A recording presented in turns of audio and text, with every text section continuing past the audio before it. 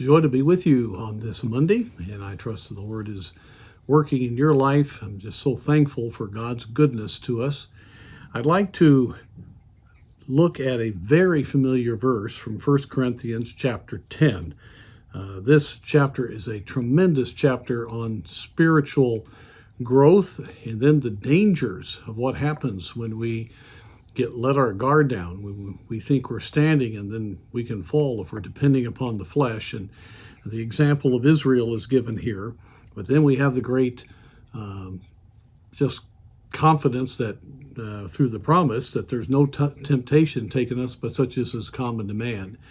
But it goes on and speaks of some of the issues that they were facing, especially in the matter of some of the just in that culture there. I won't get into the details. And then we get to verse 31. Whether therefore ye eat or drink, or whatsoever ye do, do all to the glory of God. This is one of the best ways to stay encouraged. We get discouraged when the focus gets on what we want, what we think is best, the way we think even God should work things out. And then things don't go the way that we would like. We get discouraged about our own personal lives or maybe things around us. And especially we get discouraged about what we hear on the national and international level. And things certainly aren't going to go the way we want most of the time. And if we're looking for good news this way, we're often going to be disappointed.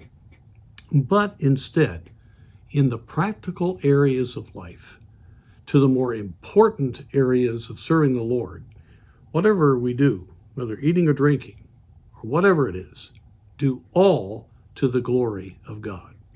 So there's two aspects of this that are very important. First of all, the one that we normally think of, and that is that we don't want to be involved in anything that doesn't bring God glory.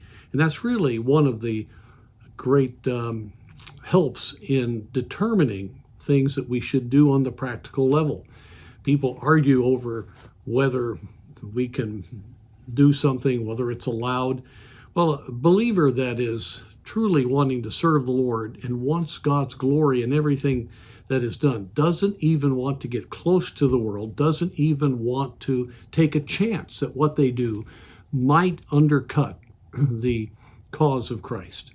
But the main thing I want to mention here is that if our focus is on the glory of God in everything we do, then all of life's situations turn into opportunities for us to glorify the Lord. A Christian who's going through a trial can glorify the Lord in a wonderful way.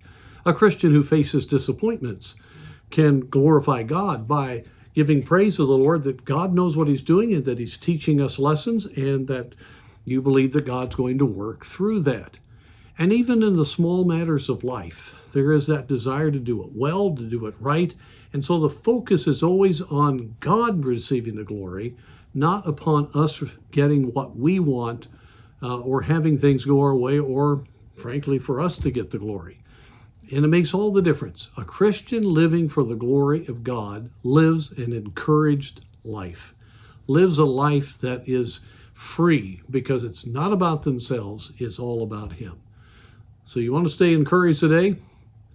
Get your eyes off of this world, get your eyes off of yourself, and think about everything you do. You want it, by the power of the Spirit of God, to be for His glory. That'll free you, and it'll give you great encouragement as you serve Him.